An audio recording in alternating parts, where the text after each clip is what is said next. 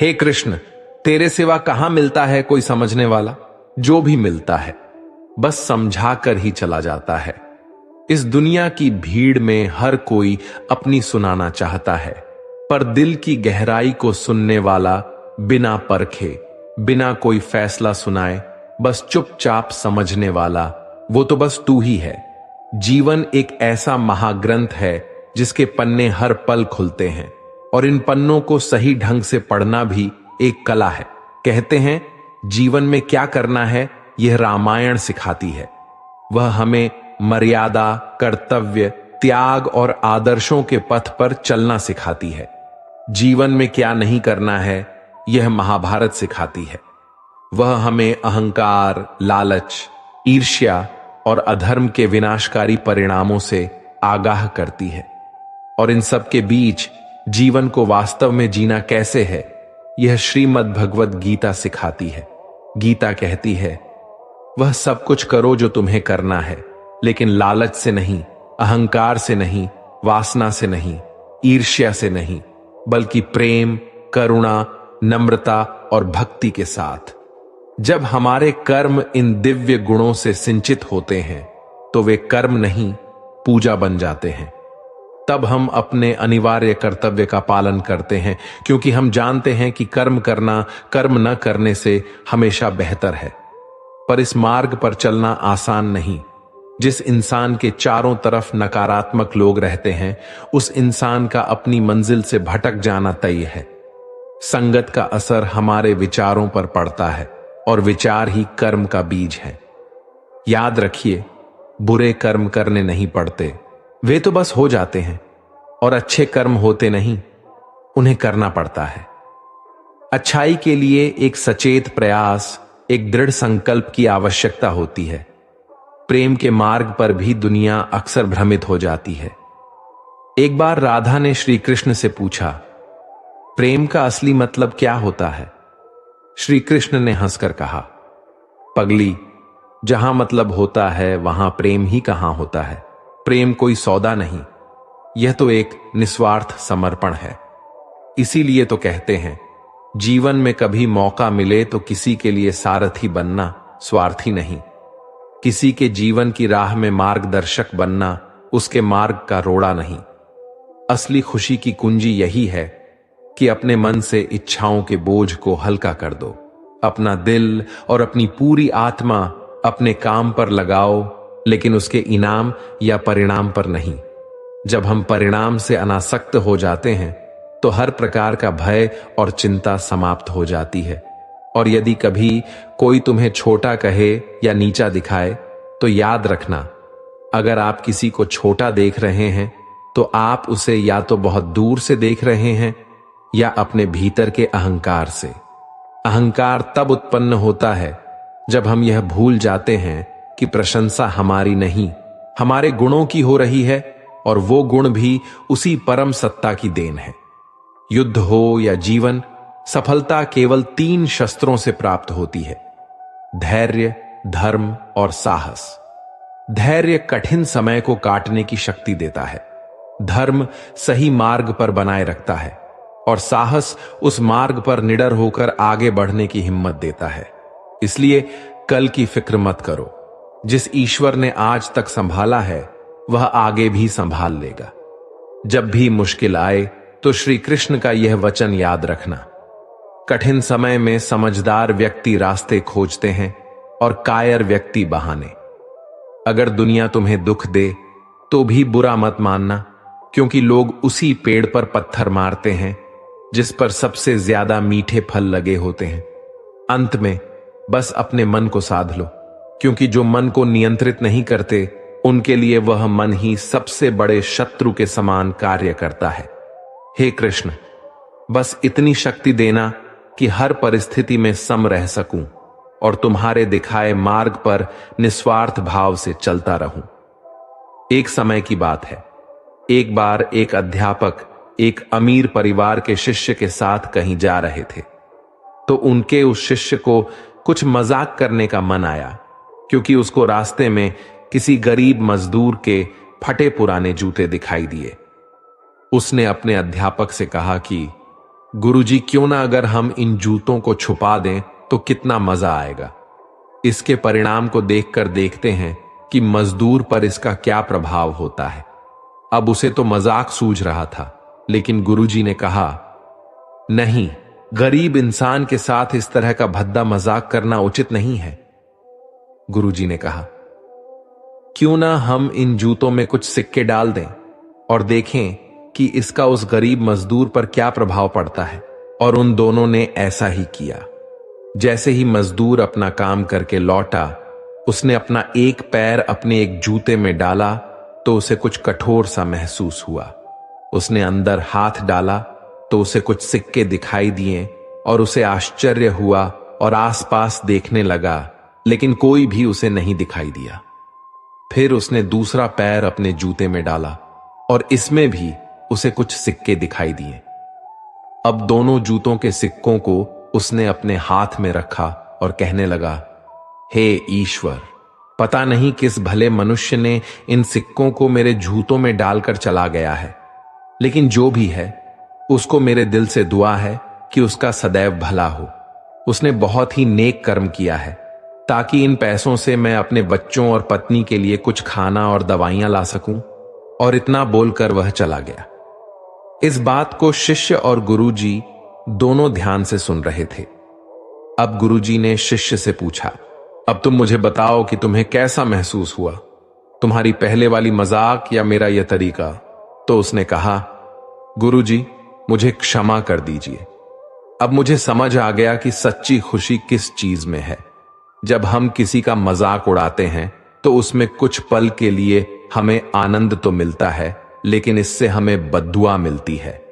लेकिन वही अगर हम किसी मनुष्य की मुश्किल परिस्थिति में मदद करते हैं और जिसकी भी हम मदद करते हैं उसे भी नहीं पता कि हमने उसकी मदद की है, लेकिन अंदर ही अंदर हमें पता है कि हमने उस इंसान की मदद की है, और यही सच्ची खुशी है। जब हम दूसरों को खुशी देते हैं तो हमें भी सच्ची खुशी मिलती है। इसी तरह खुशियां बांटते रहिए, लोगों की मदद कीजिए और दान करते रहिए। आप जितने में सक्षम हो, जितना भी आपसे बन पड़े, दान करें, लेकिन अवश्य करें। धर्म कर्म से होता है, कर्म के बिना धर्म की कोई परिभाषा नहीं होती है। हमारी आस्था की परीक्षा तब होती है जब हम जो चाहें वह हमें न मिले और फिर भी हमारे दिल से प्रभु के लिए शुक्रिया ही निकले। लोग अक्सर सच कहने से बचते हैं या डरते हैं, पर सत्य कभी छुप नहीं सकता और न ही कभी मिट सकता है। कितना भी छुपा लें, पर सच तो उजागर हो ही जाएगा। अहंकार से इंसान की प्रतिष्ठा, वंश, वैभव तीनों ही समाप्त हो जाते हैं। आत्मा अमर है, इसलिए मरने की चिंता कभी मत करो। आत्मा का अंतिम लक्ष्य परमात्मा से मिलन होता है। सत्य कभी भी नष्ट नहीं हो सकता। मौन सबसे अच्छा उत्तर है ऐसे व्यक्ति के लिए जो आपके शब्दों को महत्व नहीं देता। नरक जाने के 3 द्वार हैं, क्रोध, लोभ और काम। समय कभी किसी के लिए नहीं रुकता। व्यक्ति जो चाहे वह बन सकता है यदि वह विश्वास के साथ अपने वांछित वस्तु पर लगातार चिंतन करता रहे। मन की हलचल, होश, सांस और भावनाओं के माध्यम से भगवान की शक्ति सदैव आपके साथ है। शांत रहने से सभी दुखों का अंत हो जाता है और शांत मन मनुष्य की बुद्धि को शीघ्र ही स्थिर करने में और परमात्मा से मिलन करने में सहायता करता है। जो बात सच पर आधारित होती है उसे कहने, करने, मानने से हमें कभी नहीं डरना चाहिए। प्रेम सदा ही माफी मांगना पसंद करता है और अहंकार सदा ही माफी सुनना पसंद करता है। धर्म केवल रास्ता दिखाता है, परंतु मंजिल तक तो हमें कर्म ही पहुंचाता है। जो मार्ग ईश्वर ने आपके लिए खोला है उसे कभी भी कोई बंद नहीं कर सकता।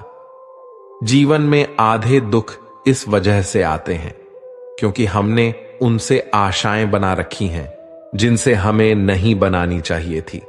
व्यक्ति का सुख दुख, मान अपमान, लाभ हानि का एहसास करना मन की शरारत है। आत्मा का इससे कोई लेना देना नहीं है।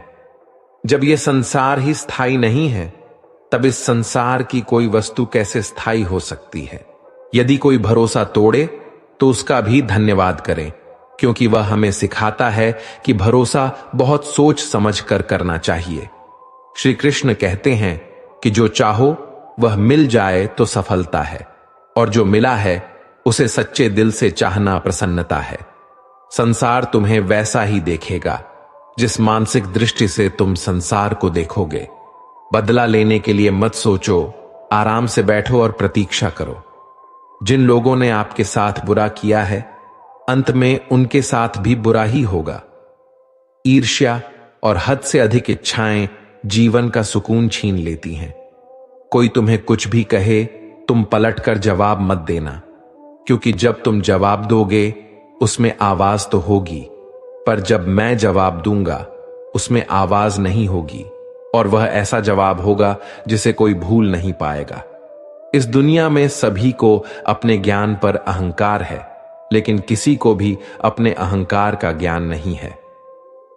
एक भक्त से किसी ने पूछा, जब भगवान के भजन सुनने को बैठते हैं तो जल्दी नींद क्यों आती है, और जब कोई महफिल की दुनिया या संगीत का कार्यक्रम हो तब सारी रात नींद नहीं आती, ऐसा क्यों? भक्त ने बड़ा ही खूबसूरत जवाब दिया, नींद हमेशा फूलों की सेज पर आती है, कांटों के बिस्तर पर नहीं। इस दुनिया में सभी को अपने ज्ञान पर अहंकार है, लेकिन किसी को भी अपने अहंकार का ज्ञान नहीं है। जिस व्यक्ति की आप कद्र नहीं करते, उसके साथ खड़े रहने से अच्छा है कि आप अकेले रहें। दुनिया में सबसे भाग्यवान वही है जिसके पास भोजन के साथ भूख है, बिस्तर के साथ नींद है और धन के साथ धर्म है, जिसके साथ बात करने से खुशी दोगुनी हो जाए और दुख आधा हो जाए, वह भी अपना है।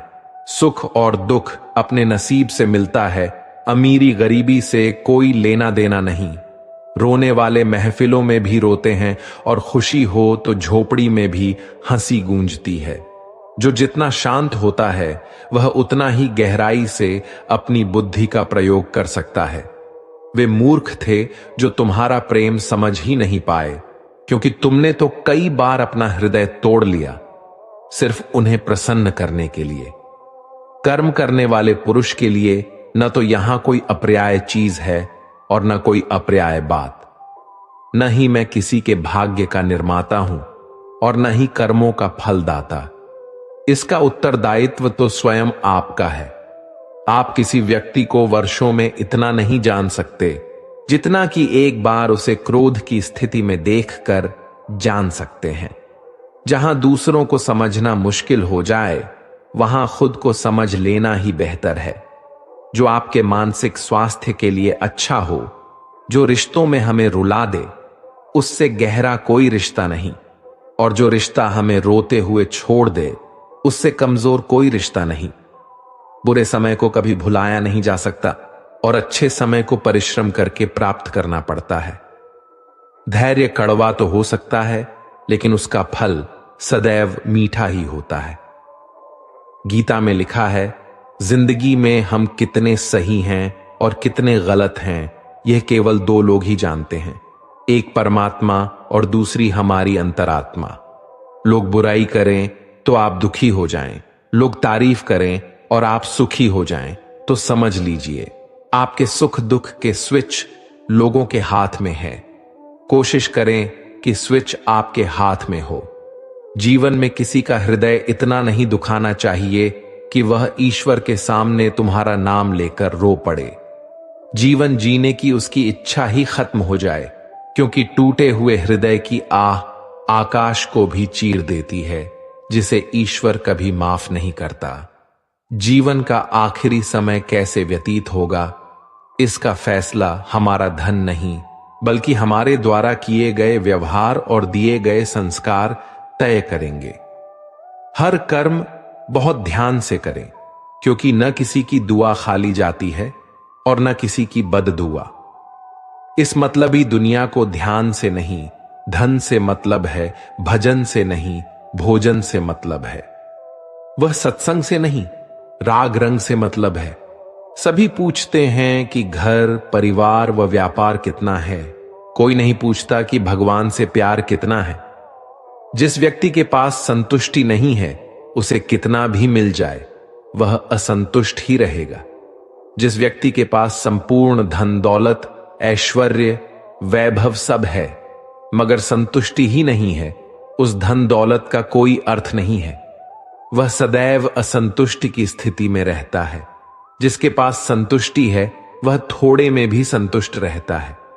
जब जीवन में वियोग होना है तो फिर संयोग क्यों? जिसका संयोग है उसका वियोग निश्चित है। जीवन में जैसे संयोग का जितना सुख होगा, उसे वियोग का उतना ही दुख भी होगा। इसलिए तुम उस विरह से बाहर आकर अपने आत्म तत्व को पहचानो, जिसे जानने के बाद न ही तुम्हें वियोग का दुख होगा और न ही संयोग का सुख, क्योंकि तब तक तुम जान चुके होगे कि तुम में ही सब कुछ है। दूसरों की परेशानी का कभी भी आनंद मत लिया करो, क्योंकि कहीं ईश्वर आपको वही परेशानी तोहफे में ना दे दें, क्योंकि ईश्वर अक्सर वही देते हैं जिसमें आपको आनंद मिलता है। जो भी मनुष्य अपने जीवन आध्यात्मिक ज्ञान के चरणों के लिए दृढ़ संकल्पों में स्थिर है, वह सामान्य रूप से संकटों के आक्रमण को सहन कर सकता है और निश्चित रूप से यह व्यक्ति खुशियों और मुक्ति पाने का पात्र है। तेरा मेरा करते एक दिन चले ही जाना है। जो भी कमाया है यही रह जाना है। कर ले कुछ अच्छे कर्म, साथ यही तेरे जाना है। लेकिन मुस्कुराने से पराये भी अपने हो जाते हैं। मुझे वह रिश्ते पसंद हैं जिसमें मैं नहीं, हम हो। इंसानियत दिल में होती है, हैसियत में नहीं। ऊपर वाला तो कर्म देखता है, आपकी वसीयत नहीं। अच्छे हो या बुरे, कर्म लौट कर आते हैं। आप जैसा कर्म करते हैं आपको वैसा ही फल मिल जाता है। इसलिए जब आप दूसरों के लिए दया जलाते हैं तो यह आपके रास्ते को भी रोशन कर देता है। मन अंधा होता है, इसके पास अपना कोई ज्ञान नहीं होता है। मन कुछ नहीं जानता और न ही सही मार्गदर्शन करता है। इसलिए आप अंधे मन की बातें मानकर जरूरी कामों को टालना बंद कीजिए। आप हमेशा अपनी बुद्धि से काम लीजिए, मन से नहीं, क्योंकि अंधा मन आपको हमेशा जरूरी कामों को करने से रोक देता है। जब आप बुद्धि के जरिए जरूरी कामों को करना शुरू कर देंगे तो धीरे धीरे आपका मन आपका मित्र बनता चला जाएगा। लेकिन अभी आपका मन आपका दुश्मन बना हुआ है, जो आपको दिन ब दिन बर्बाद कर रहा है। जो लोग हमारी बुराई करते हैं, करेंगे, चाहे आप अच्छा करें या बुरा। बेहतर यही होगा कि आप शांत रहें, अपना कर्म करें। अगर आपकी कोई निंदा कर रहा है तो उससे घबराएं नहीं, क्योंकि निंदा उसी की होती है जो जिंदा है। मरने के बाद तो सिर्फ उसकी तारीफें होती रहती हैं। एक पहाड़ तब पवित्र होता है जब वह दिल से सही व्यक्ति को सही समय पर और सही जगह पर दिया जाता है, और जब हम बदले में कुछ भी उम्मीद नहीं रखते हैं। जब हम खुश होते हैं तो हम उस व्यक्ति के पास जाना चाहते हैं जिसे हम बहुत प्यार करते हैं, लेकिन जब हम दुखी होते हैं तो उस व्यक्ति की ओर देखते हैं जो हमें बहुत प्यार करता है। रिश्ता होने से रिश्ता नहीं बनता, रिश्ता निभाने से रिश्ता बनता है। जो व्यक्ति यह जान लेता है कि वह सब कुछ नहीं जानता, वह वास्तव में बुद्धिमान होता है। अर्थात जो व्यक्ति यह मान लेता है कि उसे सब कुछ पता है, वह सीखने की इच्छा का त्याग कर देता है, जिस कारण वह कभी अपने जीवन में आगे नहीं बढ़ पाता और स्वयं से जुड़े लोगों के लिए भी एक समस्या बन जाता है। बिल्कुल उस जल की तरह जो बहना छोड़ देता है और जिस कारण वह सड़ने लगता है, उससे दुर्गंध आने लगती है और कई बीमारियों का घर बन जाता है। इसलिए न केवल स्वयं के लिए, स्वयं से जुड़े हर जीव जंतु, वृक्ष आदि के लिए भी वह समस्या बन जाता है। कौन कहता है जैसे संग वैसे रंग। इंसान लोमड़ी के साथ नहीं रहता, फिर भी शातिर है। इंसान शेर के साथ नहीं रहता, फिर भी क्रूर है। और तो और इंसान वह फितरत है जो कुत्ते के साथ रहता है, फिर भी वफादार नहीं है। झुकने का अर्थ यह कदापि नहीं होता कि आपने अपना सम्मान खो दिया है। हर कीमती वस्तु को उठाने के लिए झुकना ही पड़ता है। प्रभु एवं बुजुर्गों का आशीर्वाद भी इन्हीं में से एक है। युद्ध वही जीतता है जो युद्ध में लगने वाले समय से अधिक समय तक युद्ध जीतने की तैयारी करता है। जो योद्धा युद्ध से पहले जितनी मेहनत करेगा, उसे युद्ध के वक्त उतनी ही कम चोटें आएंगी। मन करें कृष्णा कृष्णा, धड़कन करें कृष्णा कृष्णा, हरे कृष्णा कृष्णा कृष्णा हरे हरे, मगर कृष्णा जपे राधे राधे, कृष्णा धड़के राधे राधे, राधे कृष्णा कृष्णा कृष्णा राधे राधे। महाभागवत श्री रूप गोस्वामी जी का श्री कृष्ण नाम के संबंध में अनुभव कितना अद्भुत है। वह हमें एक बहुत बड़ी बात श्री कृष्ण शब्द से कहते हैं। जब कृष्ण नाम जीवा पर नृत्य करता है, तब बहुत से जिह्वा प्राप्त करने की तृष्णा बढ़ती है। जब कानों में प्रवेश करता है, तो अरबों कर्ण प्राप्ति की लालसा होती है। मन के प्रांगण में नाम माधुर्य के प्रवेश करने पर शेष सब इंद्रियां उसके वश में हो जाती हैं। न जाने कृष्ण इन 2.5 वर्णों में कितना अमृत भरा है। दीपक मिट्टी का है या सोने का, यह महत्वपूर्ण नहीं है, बल्कि वह अंधेरे में प्रकाश कितना देता है, यह महत्वपूर्ण है। उसी तरह मित्र गरीब हो या अमीर, यह महत्वपूर्ण नहीं है, बल्कि वह आपके मुसीबत में कितना साथ देता है, यह महत्वपूर्ण है। किसी के कहने से यदि अच्छा बुरा होने लगे, तो यह संसार या तो स्वर्ग बन जाए या पूरी तरह से नरक। इसलिए यह ध्यान मत दो कि कौन क्या कहता है, बस वह करो जो अच्छा है और सच्चा है। आपको बचपन में हर कोई प्यार करेगा, आपके मरने के बाद आपको हर कोई प्यार करेगा। रही बात बीच की, तो उसमें आपको खुद खुश रहना पड़ेगा। जो चाह से मिलता है उसे चाहत कहते हैं, जो मांगने से मिलता है उसे मन्नत कहते हैं, जो बिना चाहे बिना मांगे मिल जाए उसे प्रभु की कृपा कहते हैं। ओम नमो नारायणाय, ओम नमो भगवते वासुदेवाय। जिनकी आकृति अतिशय शांत है, जो शेषनाग की शैया पर शयन किए हुए हैं, जिनकी नाभि में कमल है, जो देवताओं के भी ईश्वर और संपूर्ण जगत के आधार हैं, जो आकाश में अदृश्य सर्वत्र व्याप्त हैं, नीलमेह के समान जिनका वर्ण है, अतिशय सुंदर जिनके संपूर्ण अंग हैं, जो योगियों द्वारा ध्यान करके प्राप्त किए जाते हैं, जो संपूर्ण लोकों के स्वामी हैं, जो जन्म मरण रूप भय का नाश करने वाले हैं, ऐसे लक्ष्मीपति कमल नेत्र भगवान श्री विष्णु को हम प्रणाम करते हैं। शक की आदत से भयावह कुछ भी नहीं है। शक लोगों को अलग करता है। एक ऐसा जहर है जो मित्रता खत्म करता है और अच्छे रिश्तों को तोड़ता है। एक कांटा है जो चोटिल करता है, एक तलवार है जो वध करता है।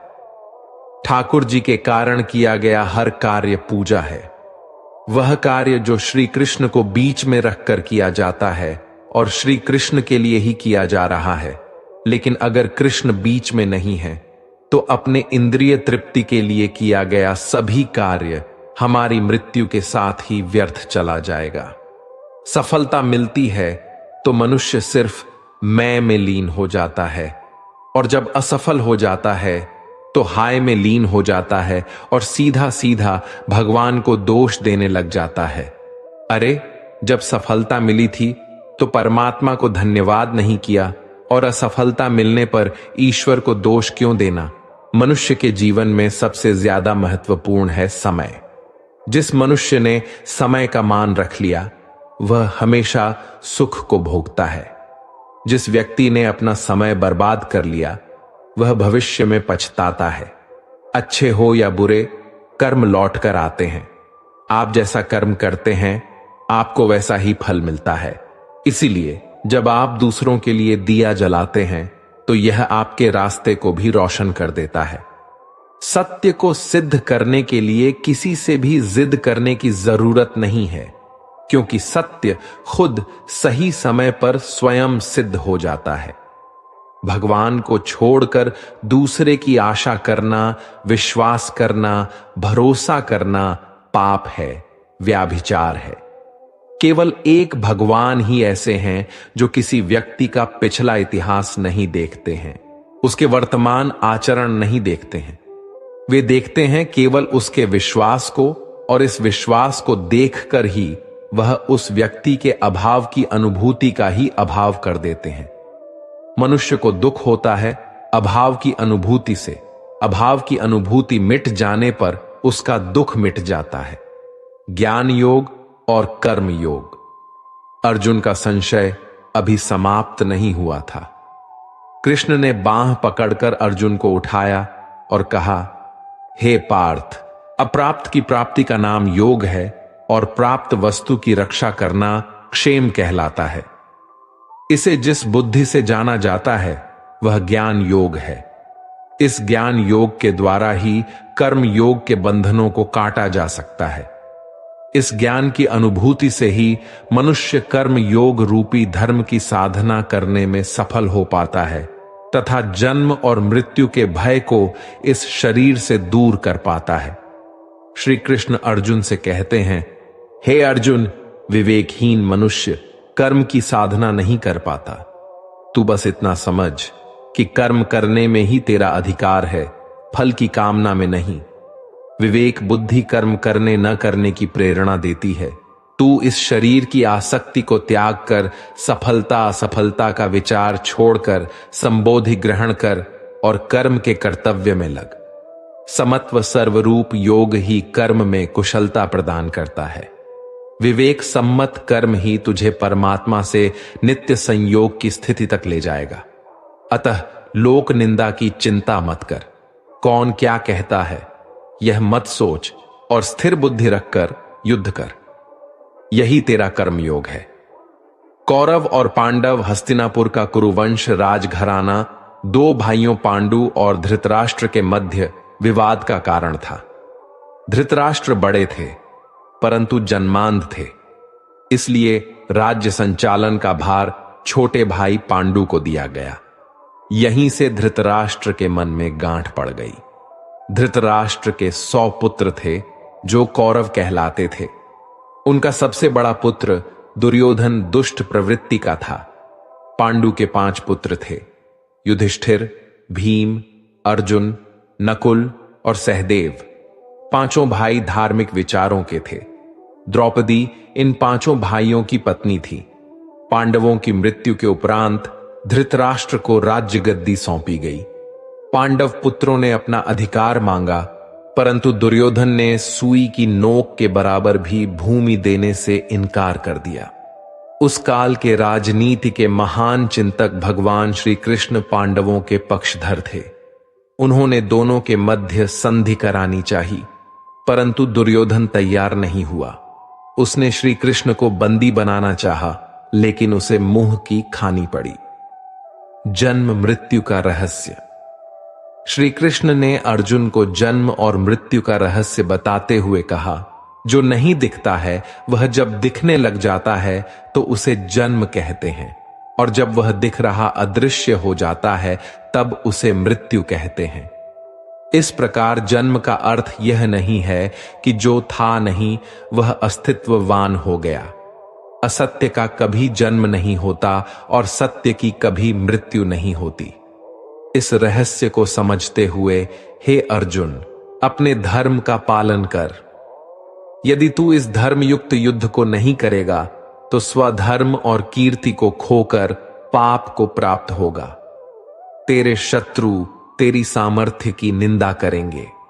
अतः हे पार्थ, जय पराजय, लाभ हानि और सुख दुख को समान समझकर तू युद्ध कर। इस प्रकार युद्ध करने से तू पाप का भागी नहीं होगा। जीवन में परेशानियां चाहे जितनी भी हों, चिंता करने से और बड़ी हो जाती हैं, खामोश रहने से काफी कम हो जाती हैं, सब्र करने से खत्म हो जाती हैं और परमात्मा का शुक्रिया अदा करने से खुशियों में बदल जाती हैं। खामोश होने में और खामोश रहने में फर्क होता है। खामोश इसलिए होते हैं जब किसी की बात बुरी लगती है। खामोश इसलिए हो जाते हैं ताकि किसी को मेरी बात बुरी न लगे। पुरानी बातें पकड़कर रखने से रिश्तों में गांठें पड़ जाती हैं। हम उनके साथ बातों को सुलझाना चाहते हैं, लेकिन पुरानी बातें इतनी निकल कर आती हैं, गांठें खुलने के बजाय और बढ़ जाती हैं। जब गांठें खोल न सकें, उन्हें तोड़ दें। पुरानी बातों को मन से मिटाकर प्यार से एक नई शुरुआत करें।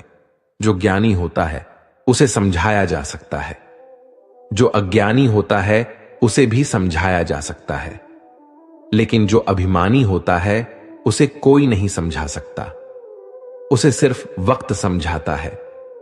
दुनिया का सबसे कीमती तोहफा एक अच्छा दोस्त होता है, जो कीमत से नहीं किस्मत से मिलता है।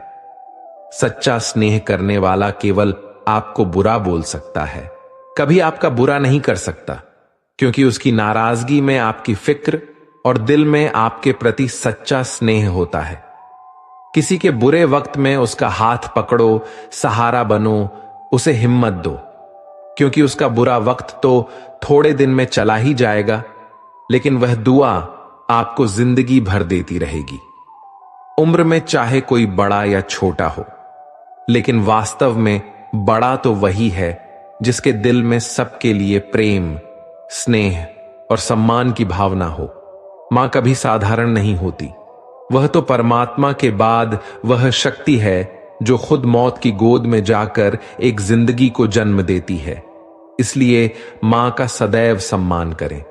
अगर हमें कोई चीज दी जाए, अगर हम लें तो ही हमारे पास होगी, और यदि न लें तो उसके पास ही रहेगी, चाहे उसके बुरे शब्द हों या उसके बुरे कर्म। जब भी हिम्मत टूटे तो एक बात हमेशा याद रखना, चाहे कोई आपके साथ हो या न हो, पर ईश्वर आपके साथ है और हमेशा रहेंगे। जिंदगी के सफर में हमें कई लोग मिलते हैं। कुछ लोग हमारा फायदा उठाते हैं, कुछ लोग हमें सहारा दे जाते हैं।